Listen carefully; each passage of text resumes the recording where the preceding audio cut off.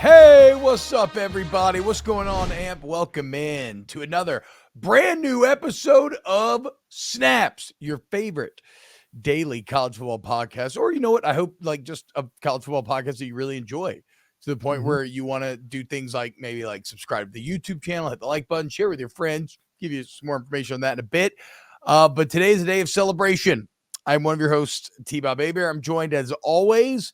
And as we'll discuss, maybe it was fated, but I'm joined by Aaron Murray. Aaron, what's up, dude? Hey, we have college football this week. It's week 0, which is, I still think, the dumbest thing in the world. Just call it week 1. It's not the dumbest thing. Why is it dumb? It is the dumbest thing. It's if there's games being played, it is the beginning of the season. Just label it week 1.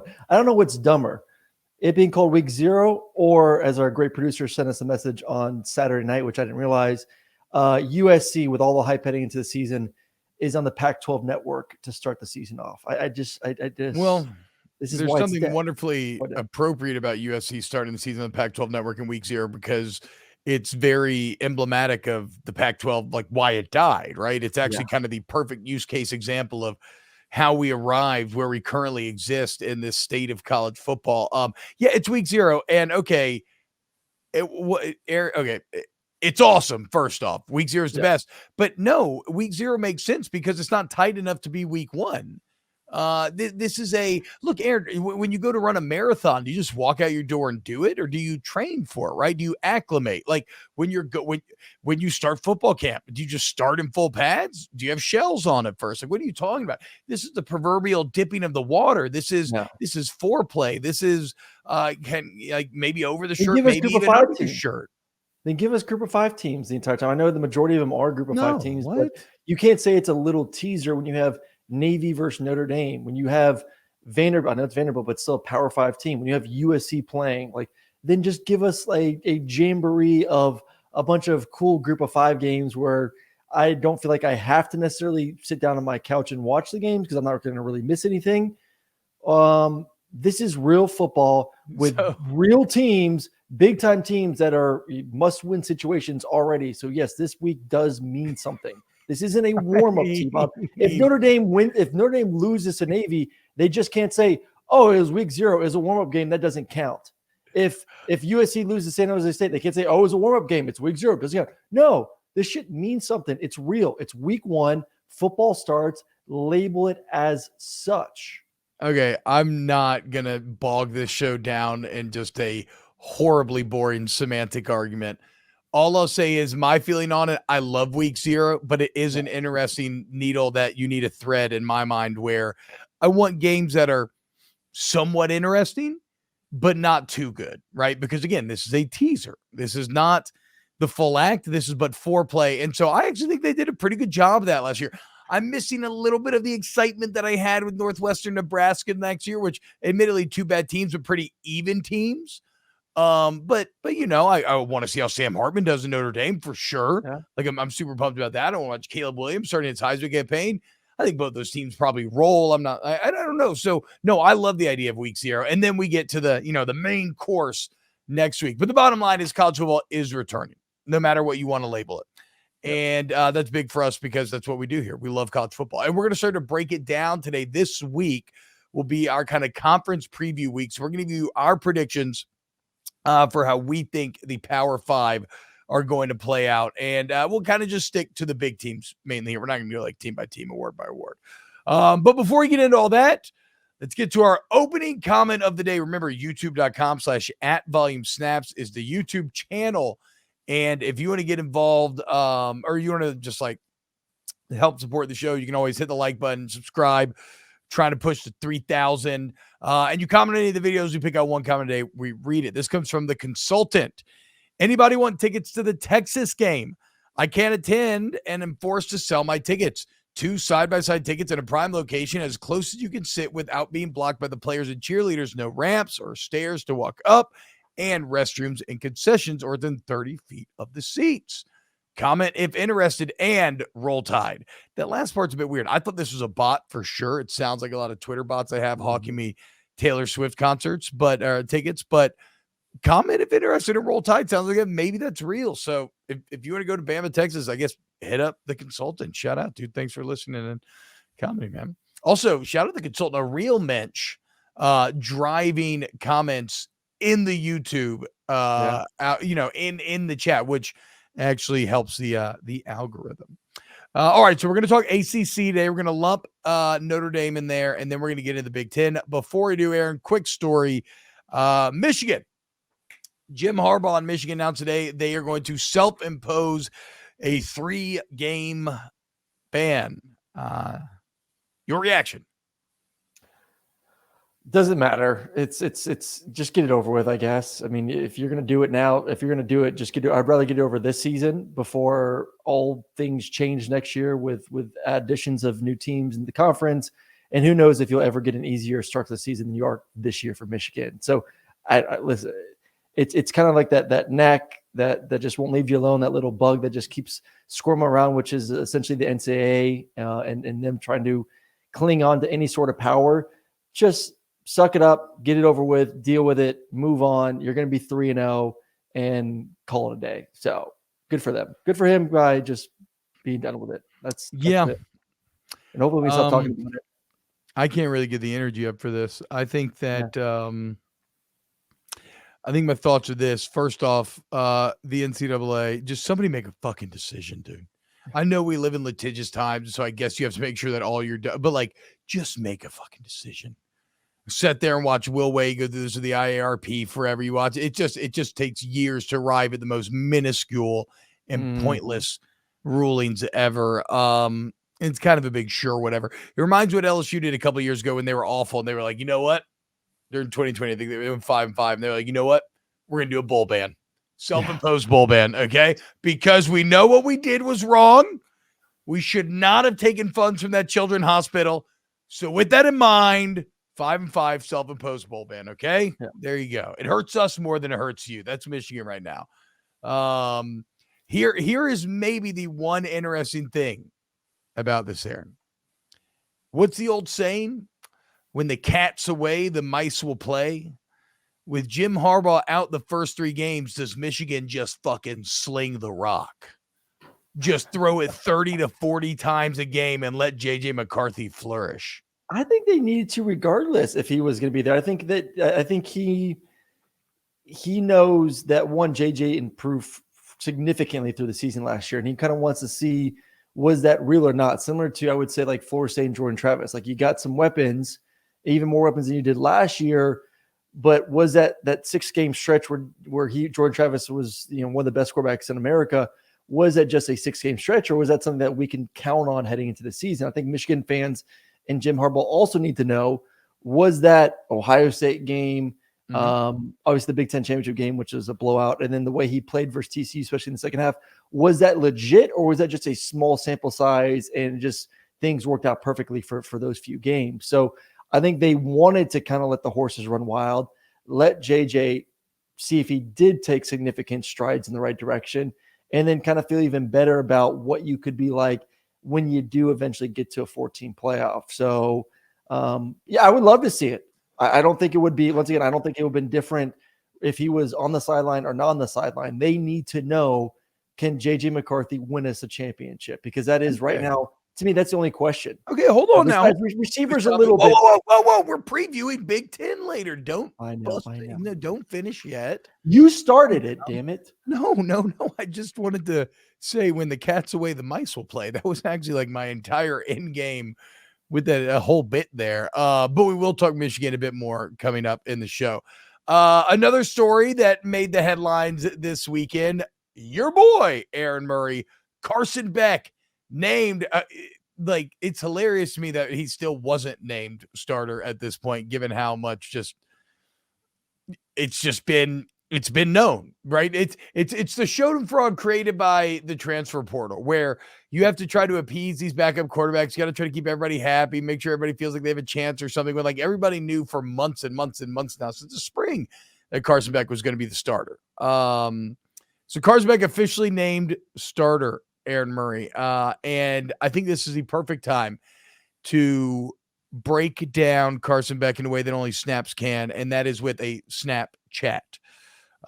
This is a Snapchat from a while back. We had commented, I think, on our group at the time I don't know that I'd ever brought this publicly. I did talk about this on my radio show this morning, but this is a Snapchat from a younger Carson Beck, and it appears to be with a potential sexual partner of some sort. As you'll see from the context clues, I'm guessing it's a female. It's a Snapchat of him looking a bit coy and looking away if you're not watching on YouTube, and it says, you're right, that's my B. It's probably because I'm so lost in how good you look.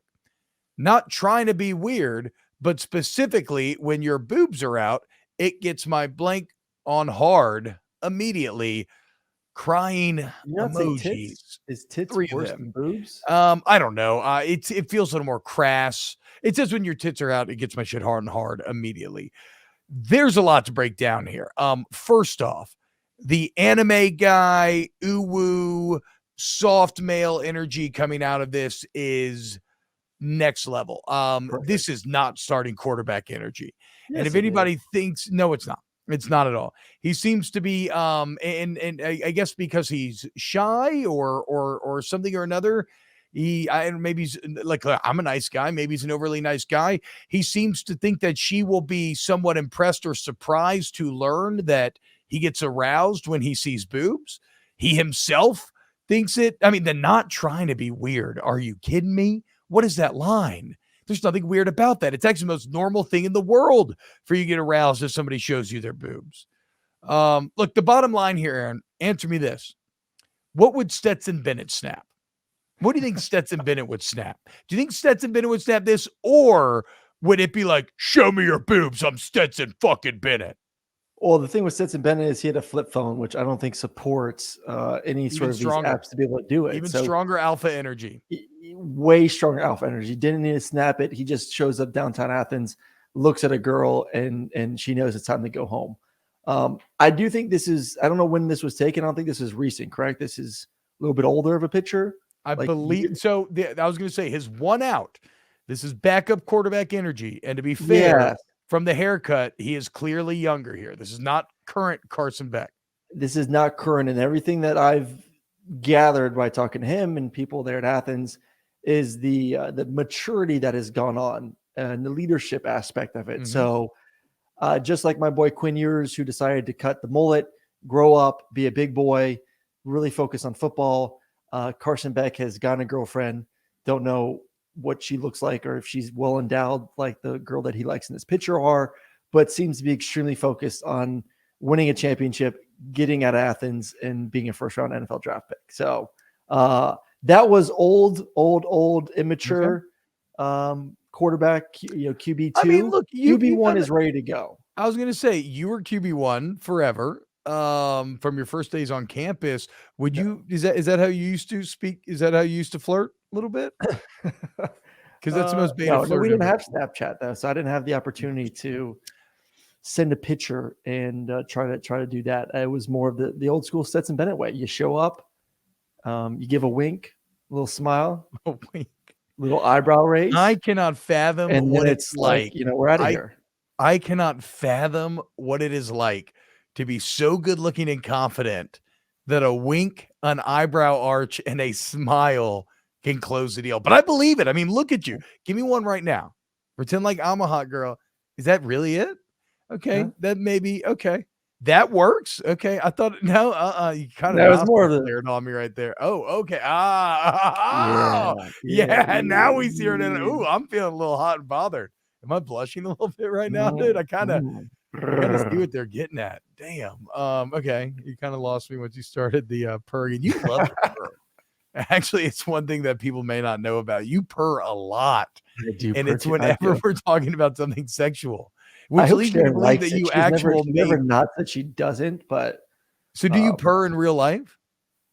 Yeah, you think I just say it for the show? You think that natural smooth purr is just, a couple times on snaps? You gotta let the big cat eat.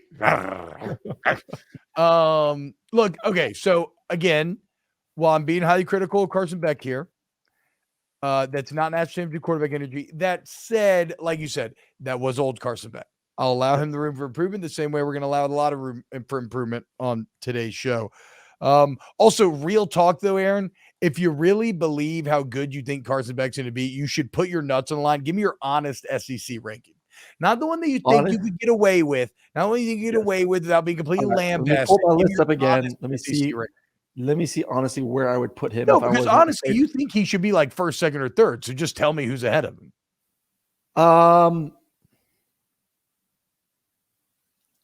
I would say top 3. I would say somewhere in 3. So you think Jayden Daniels is better, and you think who is better? Maybe Devin Leary and then Carson. So why do you think Carson's so good? And then we'll move on. All right. Why do I think Carson Beck is so good?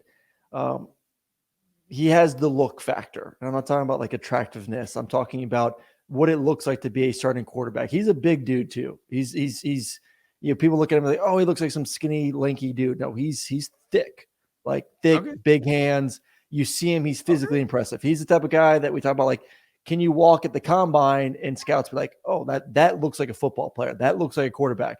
Measures out just perfectly from that standpoint. Yeah, I'm a little bit envious because I have 9-inch hands, as T-Bob likes to say. I'm barely over 6 foot. I'll admit to it. So Carson is that 6'4", 10-inch hands, good size. That wow, he looks the part. Second, athletic enough. He's not Tom Brady. He's not Stetson. He's not a 4'6" guy. He's not a 5'4" guy. I would peg Carson as like a 4'8", 5'9". More than adequate enough to pull his own read, run the football if he has to.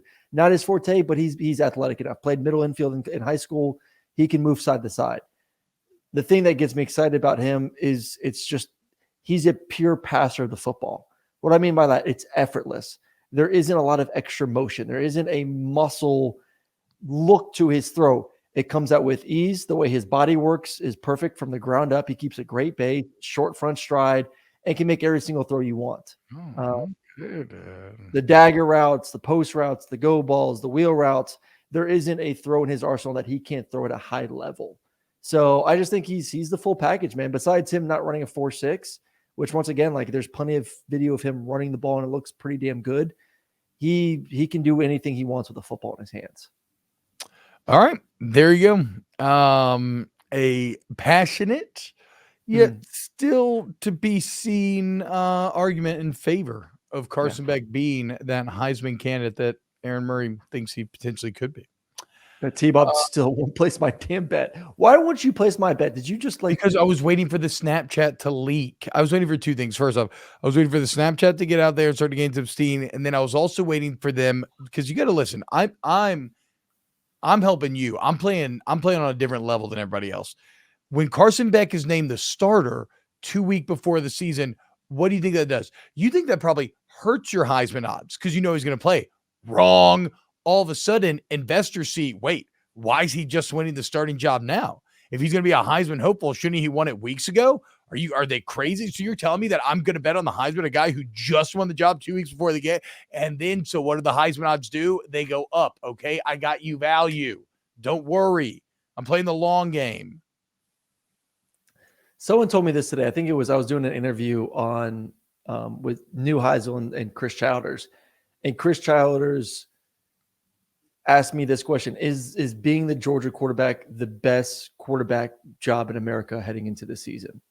And it has to be. I mean, right now, it has to be the best job in America for a number of reasons. First off, the schedule is it's not that daunting. It's a pretty easy schedule. You had 7 games at home, 5 games on the road. Those games on the road are, at Auburn, at Vanderbilt, at Tennessee, I think the 3 doozies. But still, you are significantly better than the rest. You have an elite defense. Defense is probably going to give about 15 or less points per game. So you're not going to be asked to score 40 points a game to win. You have the best, according to ESPN, the second best player in America on your roster. Your tight end, Brock Bowers, which is the ultimate weapon on offense. You have elite playmakers at the receiving position, and you have the second best, not second best, I think the first or second best offense line in America. You put all that together, I would say that's a hell of a recipe for this. Probably is the best quarterback position to want and have in all of college football heading into the season. No, it's I can't name one better. It's the easiest one to try to win with. So you got to rely on that guy. We'll see. Yeah. Will he be battle hardened? Only time will tell. But I feel dog fans. No 3-peat in 2023. Sorry. Check it out, y'all. The new movie, Gran Turismo, is based on the unbelievable true story of a team of unlikely underdogs, a struggling working class gamer, a failed former race car driver, and an idealistic motorsport executive. Together, they risk it all to take on the most elite sport in the world. Directed by Neil Blomkamp, the movie features an incredible cast led by David Harbour, alongside Orlando Bloom, Jaimin Hansu, Jerry Halliwell Horner, Archie Wadekwe, and the driver himself, Jan Mardenborough. Some of the most famous racing competitions in the world are recreated through the use of actual Nissan GTs, drones, and the best practical effects. The racing sequences are so realistic that the real-life Jan Mardenborough himself actually served as the stunt driver for the film. The bottom line, Aaron, is that this is a movie that needs to be seen on the big screen. You were lucky enough to get to see it on said screen. And what did you think about Gran Turismo? This is a must-watch. The storyline's great. The action is great. And I think you said it right there perfectly, too. You have to watch this in theater. I thought it was a must-watch. I always judge movies, especially in today's age, with all the inventory out there, shows, movies, all that stuff. Would I watch it a second and third time? And this one actually does meet that mark. I would gladly watch this as soon as it comes back out, actually on normal TV, sit on my couch, watch it again, watch it on a flight to one of my games this season. So I give it a rave reviews. Must watch, go see it. It's a great time for your entire family. Wow. Sounds like Gran Turismo is an inspiring, thrilling, and action-packed story that proves that nothing is impossible when you're fueled from within. But before you can watch it at home, Gran Turismo, based on a true story, is exclusively in movie theaters this Thursday. So get your tickets today, rated PG-13. Let's get to the ACC. Let's do some ACC predictions. So just so you know, we're going to keep this to the big dogs for all these conference previews that we do. We'll talk some Clemson. We'll talk some FSU. We'll talk some Notre Dame here. And then maybe a surprise in the conference. We'll try to kind of figure it out, what we think they're going to do. First off, ACC, Aaron, give me, and again, we're not even going to get into we can't get in over-unders if you want anything. It's just kind of, there's nothing strict about these previews. I want to get the feel, how you think this team will finish going into the year. Clemson, how do you feel about them? You riled up the Tiger Hive not long ago, saying you think they could drop out the top 25 by year's end. I said something, and then I didn't say I thought top 25. I said top 10. I think they're somewhere in that round 15 range, which is pretty low. It was some question about who could be the big fallers, because every year a team starts in the top 10. I think Clemson could fall about 10 spots. I do. I don't think they're going to fall outside the top 20. But I think somewhere around 15 is a good spot for them. Obviously, they benefit from still being in the ACC, which is a pretty, as we know, the number 5 conference for all the Power 5. So that is a benefit. You put them in another conference, I think they're in big trouble this season. I think they could be an 8-14. I don't see it, especially on the offensive side of the football. They'll have a really good defense. They got a really good running back. And I know everyone keeps saying, well, look at Garrett Riley, look at the Rileys. If a Riley's your head coach or an offensive coordinator, you're going to put up stupid stats. And I'm sure Clemson fans they're trying to sell themselves that narrative. Yeah. But kind of what I saw last year from Klubnik, that is a massive jump for him to take. That isn't a simple year 1 to year 2, we're going to get better. He's going to be better than he was last year. Guarantee it. He'll be better. He's more experienced. He's getting all the reps. He's the guy. He's not having to compete with DJU, who's now at Oregon State. He should be a better quarterback this year. Yeah. Not arguing that. Is he a championship level quarterback? I don't buy that at all. And if you obviously want to win a championship, more times than not, it's going to come down to 2 things. One, you have to have an incredible defense, the transcendent defense, or you have to have elite quarterback play. I think their defense will be good. I think they'll be really good. I don't think they're going to be like the Georgia was 2 years ago, or an Alabama defense we've seen in the past, or even like an elite Clemson defense we've seen in the past. So what do you have to have in that? You have to have an elite quarterback. I don't think he's elite, and I don't think the receivers are going to help him out either. That's my worry with Clemson this year. Between quarterback, receiver, I don't see an offense that's going to just blow your blouse up. So I got Clemson as 10-2. I think it's a good year, 10-2. Win a bowl game, you're 11-2. How old are you? Blow your blouse up? I think even skirt, blouse, or shirt. I mean, it works either way, but I've never heard that. So, but here's the problem. You could see Clemson dropping to 15, but 10-2 puts you in the top 10. Yeah. So it's funny because we're actually me and you feel the exact. But it goes to the conference. Everything as a negative. I think I'm painting it all as a positive. I think Clemson's still the big dog. They still lead the way with 7 players on the All ACC team. I think they easily win 11 games this year, at least. They get FSU at home, UNC at home, Notre Dame at home. I think South Carolina won't be easy. No, at South Carolina is not easy. I agree, but it's a revenge game. Like Clemson's going to roll. That's their arch rival. They lost last year. Clemson's going to kick their ass that game. I think they went 10-3 last year with Kate Klubnik really struggling. So yeah, if you tell me that you add Garrett Riley in another year of seasoning to Kate Klubnik, then yeah, you should be better than 10-3. So I think 10-2 floor with 11 in a bowl and maybe 11-1 fighting for a playoff. But I think 11 wins, whether it's 2 losses or 1 loss, I think 11 wins is where they make the playoffs. No, because we're going to talk about Florida State. I think Florida State does. But the most interesting question for the ACC. You're saying they lose to Florida State, but they don't somehow drop one more during the season. You're saying they're going to. I can see them dropping. I can see them dropping one of I could see them dropping one more somewhere in there and going 10-2. So yeah, I agree with you. One thing, like a 10-2 team, that'll be a top 10 team if they win that bowl game. That'll be a New Year's 6 bowl team. Yeah, that'll be like if Florida State's in the playoffs. I mean, if you're 10-2, yeah, you're somewhere on 10. But once again, that goes back to my argument. Like you're 10-2 because of the conference you're in, not because of the team you are. I mean, yeah, but we can't really play that game. Like sure, it's up for the conference, but that's still, they're still beating everybody else, right? So, no, I guess the most interesting question for the ACC is how much tie-breaking power you would have if you're a 1-loss conference champion going against the other conferences. And that's where, to your point, you're at the bottom. Yeah, that's where the weakness does come into play. So that's the Clemson read. What about Florida State? I guess you started last one. I'll start here. I believe Florida State ACC champs. Yep. The only thing that gets wonky with Florida State from a record standpoint is I'm not sure what happens in that LSU game. If they win, then it doesn't matter, right? But if they lose, then that could have some weird playoff implications down the road. But I think Florida State could be a 1-loss ACC champion, maybe a no-loss ACC champion. First and foremost, I'm a massive Jordan Travis believer. You mentioned the fact that over the final 6 games of the year last year, no quarterback in the country had a higher QBR. How about this? Let's look at Jordan Travis's numbers from his last 19 starts. And I screwed this up. I should have copied the Twitter at who originally tweeted this. David Hale, maybe. So I apologize for this, but we're gonna do a blind test here, and I'm gonna give you 19 games of stats where 2 Florida State quarterbacks. QBA, a 77.6 total QBR, 64 completion percentage, 8.5 yards per attempt, about 5,500 total yards, 45 touchdowns, 26 turnovers.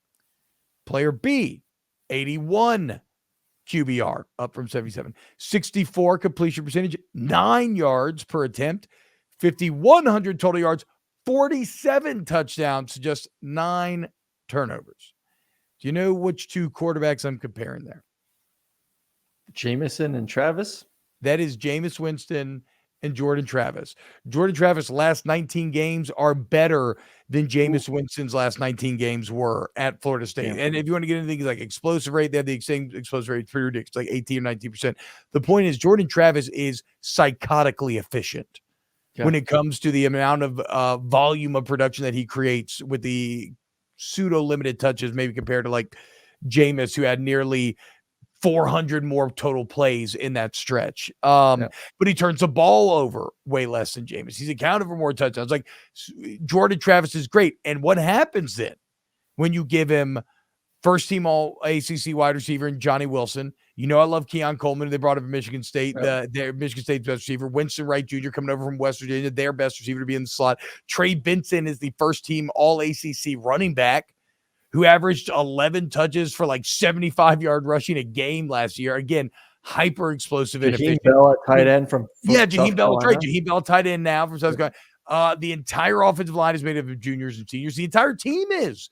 They got like 80% returning production. Like Florida State should be great.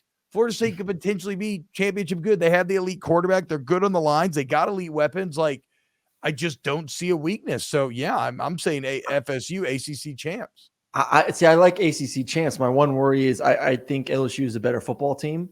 You and I discussed that on our top 10 ranking. So if you missed that show, make sure you go back and watch that one. I think LSU is really, really, really, really talented. That's why they came in at number 3 in our ranking setting into the season. I think LSU wins that first game. So my one concern is this: with a team that's been hyped up so much this offseason, as you know, you're going to slay that dragon. You're going to beat Clemson. You're going to win the ACC. You're going to have a chance to go to the playoffs. If you lose that first game, where do you go mentally? You know, because I remember before my senior year, we played Clemson week 1 and we lost that game, and it was demoralizing because all of a sudden, you know, even then a BCS era was worse.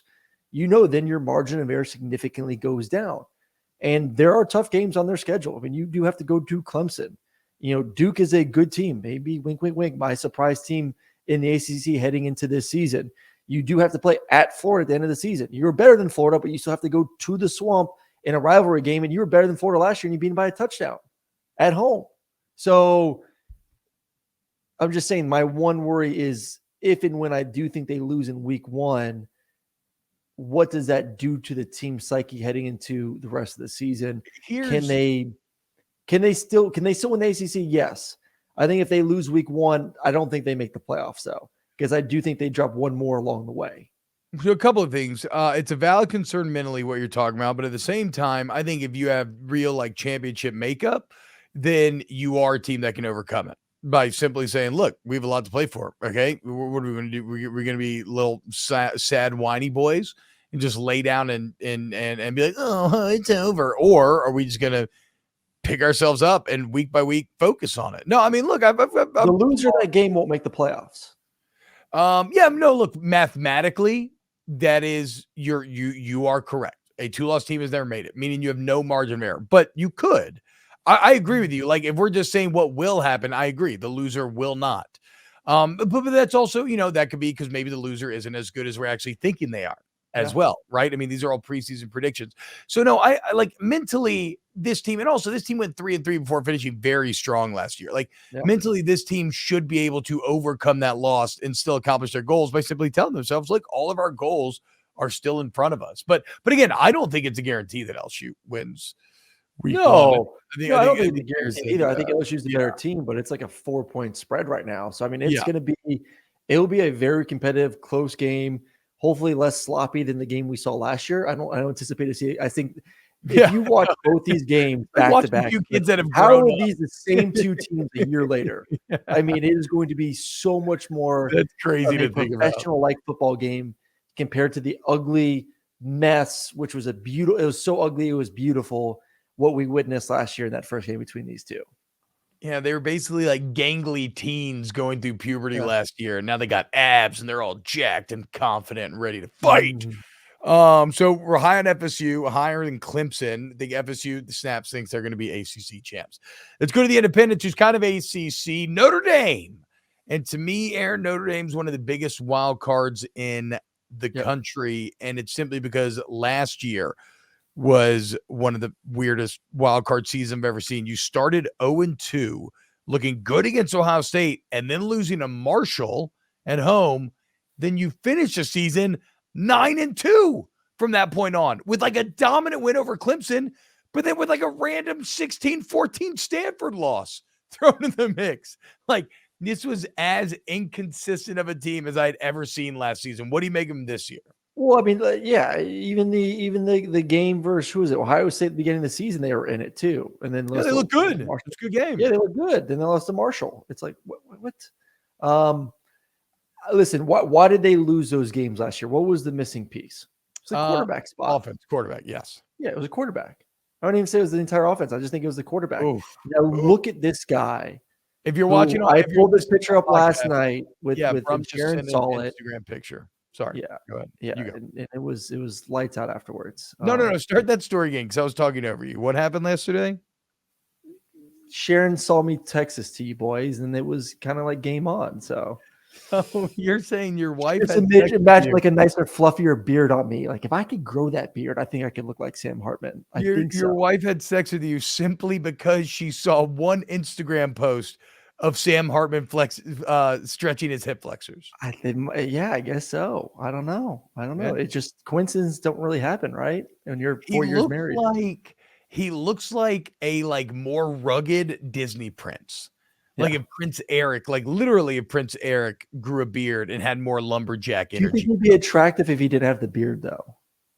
It's a tough thing. It's tough to say. I don't know that it matters though, right? It's like one of my producers has been really stressed out about simulation theory, right? The theory that like all this reality could just be like code and a simulation, whatever. I'm like, well, stop worrying about it because if it is, then functionally it doesn't make a difference, right? Like it doesn't matter if it's a simulation or not. If it's coded well enough, then we never know. Like it doesn't matter. It is what it is. In that same way, I can't think about beardless Sam Hartman until I have to. Until then, I will continue to salivate over a lumberjack Hartman. Look at this guy, dude. I just saw a picture too on ESPN of Freeman with a nice high and tight bald fade too. I mean, those two combined, my goodness. All right. Easily the best looking quarterback coach combination in the country. And it's not even close. Not even close. I mean, it's not like there's not even like there's I don't even know if we even get into a second place because it just would be I want you to compare that energy, Aaron, with Carson Beck energy from earlier in the show. Because like that here's Carson Beck. Now go back, Brum. Yeah, but that is what I'm talking about. There's a 4-year starter who owns the ACC record. Yeah, I can definitely feel it too. I definitely, yep. All right, here we go. Back to our Notre Dame talk. What plagued Notre Dame last year? It was the quarterback spot, and now they have one of the best quarterbacks. And I get because I covered him the last game of the season, their bowl game down in Tampa, that he is transitioning to a different offense, an offense that's not as quote unquote QB friendly as the Wake Forest offense, that slow mesh where he got to hold the ball for 6 seconds while deciding what the hell you want to do with it. QB friendly. It seems QB terrifying because what is terrifying if your O line gets blown down up the barrel of a gun and you just have to be like, hey, don't move, and then you move. I would say depends on the given D line you're facing, but for the majority of the time, it literally makes the D line and linebackers kind of not move as you put the ball in the belly of the running back and decide what the hell you're going to do. So I would say more QB friendly than not QB friendly. The system is why they put up stupid stats. So they do. I think he'll transition just fine. I think he's a good enough quarterback to play in any type of offense. I'm not worried about him. I think this is going to be a good football team. I'm a believer in Coach Freeman. You know, seeing him and being around him when he was at Cincinnati and covering some of those games, knew that he was on the path to be a successful head coach.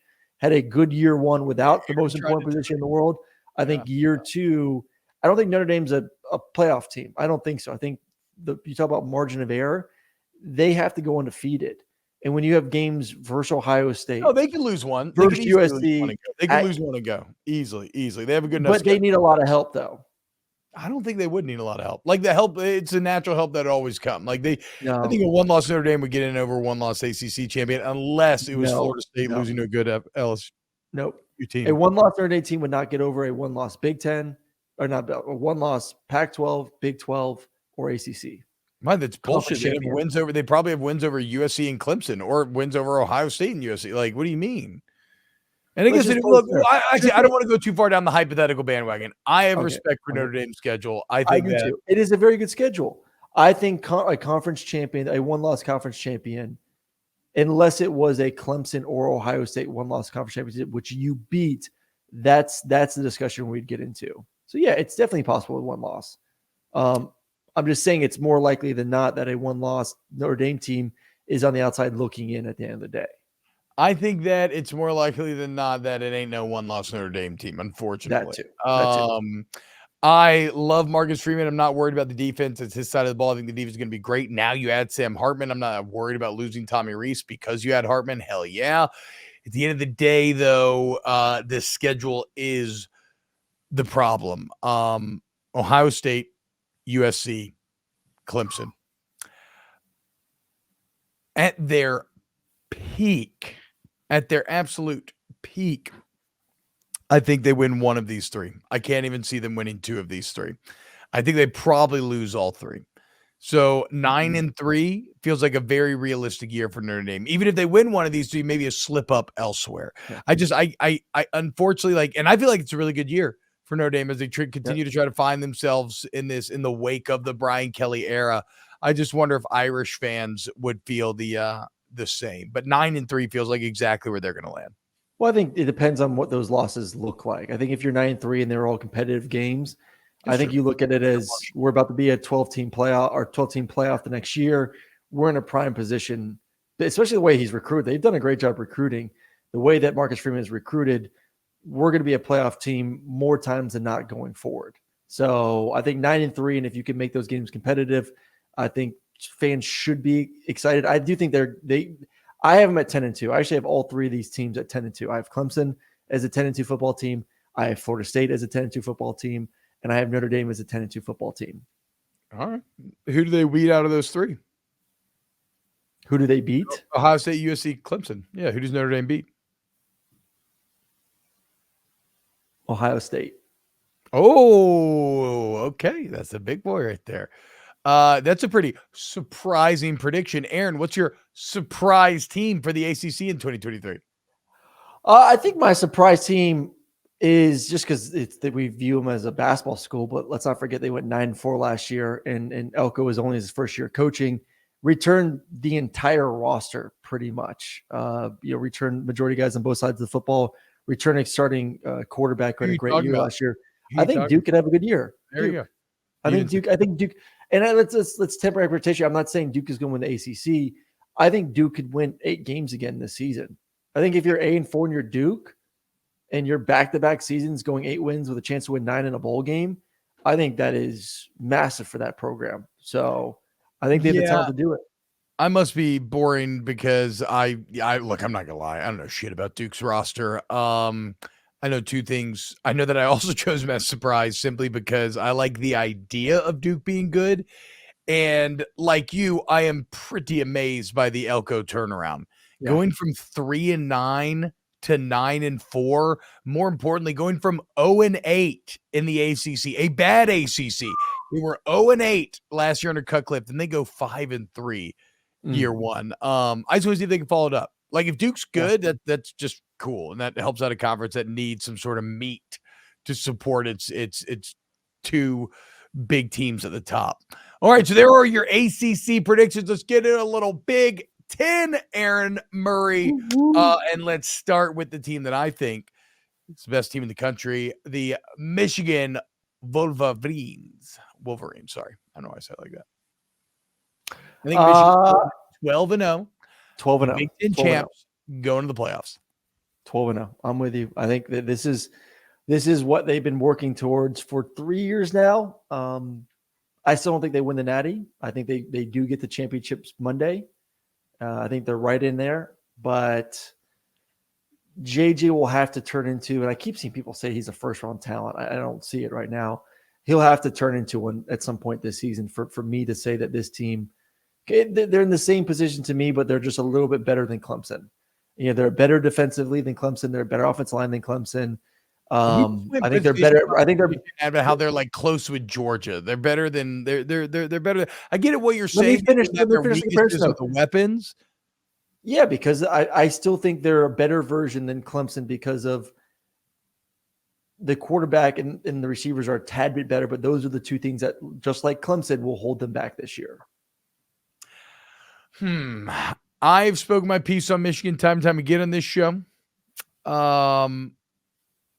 I think this is about as complete of a team as you will find in the entire country. Maybe, say, obviously if Carson Beck is good, then Georgia probably takes that title. Georgia will take that title. But this is a team that was already great. Now they're going to be better everywhere, and their biggest weakness, quarterback, should take a big step forward. I think where me and you disagree is I don't think it has to be that drastically different. Like I think they have to be willing to be more aggressive and take more chances, but I don't think it has to be anything like identity changing, like I was joking about earlier, like throwing it 30, 40 times a game. But I don't want to speak for you. Like, do you think it has to be that drastic for them to be able to overcome Georgia? I don't think they have to throw the ball 40 times. I don't think I'm not saying an offense has to throw the ball 40 times a game in order to win a championship. I'm just saying the quarterback has to play at an elite level for them to win a championship. You can go 22 of 28 and throw 3 touchdowns for 250, and that's a hell of a game. That's all you need to do to win a championship. Like, I'm fine with that. Like, I don't need the offense to completely surround the quarterback. I just need that when his number's called, him to be extremely efficient and not just dink and dunk, but being able to push the ball vertically down the field. So, which once again, we saw that a little bit towards the end of the season. So you're hoping that carries over for him, but that was such a small sample size of him actually doing that at a high level. It was 3 games. 3 games. That's interesting. Not because we think of efficiency as kind of normally like taking, like dink and dunk, right? But there are different ways of being efficient. Like we mentioned Jordan Travis earlier, he is explosively efficient. JJ was dink and dunk efficient last year with like his 75% completion percentage or whatever it was at some points of the year. So yes, I agree with you. Okay, so we're actually in agreement on what Michigan needs to do. Like if they can do that, then I think they win a championship, because otherwise it's pretty much a perfect roster. I mean, if you look at the All Big Ten first team, Michigan has the running back, the quarterback, the all-purpose, the all-purpose. He's really just RB2 and Donovan Edwards. They got the center, they got the tackle, they got their other tackle on the second team, they got a wide receiver tight end on the third team. Like this, and that's not even getting to the defense. It's the Michigan team that's that, and so I think 12-0 Big Ten champs. And I think they end up winning the national championship. So prove me right, Jimmy Hars. And then America's team. We get to the school that Michigan hates more than any other, Ohio State. What do you think, Aaron? I mean, I would love for them to pick up a damn quarterback. It doesn't make me feel good that we're 2 weeks out and they still don't have a quarterback they've decided on. So, this is like Carson Beck, isn't it? Isn't it just Kyle McCord? Like, what are we doing here? I think it is. I do think it is. But just make a damn decision already. Just make it. I think more people knew that was going to be Carson Beck. Less confident by the fact that they haven't named Kyle McCord yet? Yeah, maybe just because I'm just so much closer to the program, obviously, that I knew it was going to be Carson Beck. And I'm sure there's people that are right there in Ohio State saying, listen, guys, we all know it's going to be McCord, and everyone just needs to calm down. But I'm just saying what we've heard coming out of camp is less reassuring, that he's kind of really taking the bull by the horn, similar to what's going on in Alabama, to where you feel like this guy is elite, and so damn good that we knew from the minute fall camp started, this was going to be our guy. And there's no questions about it. So I think the fact that there's even any sort of question going on right now should concern fans a little bit. And let's and concerns in the sense of, can we beat Michigan? Like, that's all that matters, because are they better than Penn State? Are they better than everyone else in the Big Ten? Yes. Will the game versus Notre Dame be interesting? I think so. I think Notre Dame's good enough to possibly upset them. It was a close game last year, and you're the number 3 pick in the NFL draft. So could that game be even closer on the road? 100% that game could be even closer on the road, and Notre Dame, with an improved quarterback, could win that football game. So that's how I feel about, kind of their schedule. Are they going to be better on defense? I think so. You look at the defense last year. Massive strides the entire season, was a great defense all year, actually, until they faced Maryland. I remember watching the game. I was like, oh my God, this is horrendous, but it's okay, because Maryland throws the football and they just got to figure out how to stop the run versus Michigan. And then Michigan blows them up in the second half and ran for over 200 yards. So, but also remember, Ohio State was stopping the run in that game. At halftime, Ohio State had like 200 yards rushing to like 50 for Michigan. Yeah. But that's because they committed the entire defense to stopping the run the first half. JJ hits a couple bombs. They couldn't put 10 guys in the box, and all of a sudden Michigan ran for 200 plus yards in the second half. So you have to be good enough up front to still be able to help your DBs on the back end by not committing the entire defense to stop the run. So I think they'll be better up front. I think they're more suited this year than last to slow down Michigan. That being said, there's still not going to be enough improvement, especially going on the road to Michigan, that makes me feel like Ohio State is going to all of a sudden snap their fingers and be able to go toe for toe, man for man, pound for pound with a better, more physical Wolverine football team this year. So I think 10-2, 11-1 for Ohio State this year. Okay, so let's hurry through these last ones because you got radio due, so we're on a little bit of time crunch here. But yeah, I think I could sum it up in a couple sentences saying that unfortunately Ohio State's not even that interesting to talk about, because they're going to roll through the big and then they're going to lose to Michigan. And if that pisses you off, Ohio State fans, I I watched Michigan beat Ohio State in awful weather in Ann Arbor, and then I saw them beat the hell out of Ohio State in beautiful weather in the shoe. So it's like, okay, until that reverses, like, why would I ever choose Ohio State over Michigan this year? So I think 11-1 doesn't make, it doesn't win the conference. And I think this year wouldn't make the playoff, but we'll see. Real quick on Penn State. I'm a little more down on Penn State maybe than many others are. Simply because I don't know that I'm the biggest James Franklin believer. He's very, very good at getting you at a certain point. I still want to see how far he can push that point. Yep. And, people act like Sean Clifford just fucking sucked. And Drew Allar is going to be like some like massive upgrade. And maybe Allar will, but like Sean Clifford threw for nearly 3,000 yards, 24 touchdowns, 7 picks. He ran for 5 more touchdowns. Like it's a 29-7 ratio. Like maybe the retro freshman Allar is better potentially, but like, will his numbers be drastically better to the point where suddenly Penn State's going to beat Ohio State and Michigan? I don't think so. No, I don't think better enough for them to win that, especially when you don't have, I wouldn't say they don't have elite receivers on the outside either. That's going to hold them back as well. They get a great running game. And, they're going to try to be like Michigan, in my opinion, and try to impose their will on teams because they are one of the 3 big dogs and they can impose their will because they're just bigger, stronger than everyone else besides Ohio State and besides Michigan. So I see the same season as last year. It's unfortunate, but maybe you hope that you do see Drew Allar is pretty damn good. And Michigan does have this magical run this year and they lose everyone to the NFL draft after this season. And then maybe the following year, you're more in contention to win the Big Ten. But not this year. Michigan's too good this year. Ohio State's still Ohio State. I think 10-2 is kind of where Penn State's going to be once again. Next up on the list, Nebraska. And look, I know, me, I'm T-Cobb. I'm the leader of the Corn Hub, so I'm going to keep this as objective as possible. I look at this schedule. Okay, Michigan's a loss. Outside of that, I'm not really worried about any other team save for Iowa, the last game of the year in the Corn Wars. I'm going with 11-1, potential 10-2. But I think Jeff Sims and Matt Rhule are going to turn around there. I could see 7-5 if we're going to be honest with ourselves here. Real talk? Because I'm at 6-6 real talk. Okay, dude. Are you really? Dude. I could see 7-5. Let's go. I mean, they're in the Big Ten West. I mean, the Big Ten West is atrocious, man. Like it's just a bunch of average teams that just any given day anyone can beat anyone. So I think they're right in the mix to have a pretty like who in that side of the Big Ten scares you. Actually, no. You know what? I'm looking at the schedule. 7-5 feels more realistic. Yeah, sure. I think there's a chance of 7-5. So it depends on Jeff Sims. I think Jeff Sims is a pretty damn good quarterback. I think Matt Rhule's a pretty damn good coach. I think their schedule is pretty damn easy. I mean, there is a world where Nebraska is 4-0 heading into that game versus Michigan, and all of a sudden you have 2 undefeated teams going at it and 2 mega brands. Like that's exciting, though. I mean, I'm gonna be honest. Like Matt Rhule 4-0 heading into a game versus Michigan, who's also 4-0. That's big noon kickoff on Fox, and Michigan's probably going to win the game, but at least Nebraska is going to be the talk of the town and going to get a lot of love heading into that game. And then after that, you just hope that doesn't completely derail any sort of momentum. But I think they're a good football team. They've got some talent. They were in a shitload of close games last year. And now you have a better coach that hopefully can push you through all of that. So I say 7-5 for Nebraska.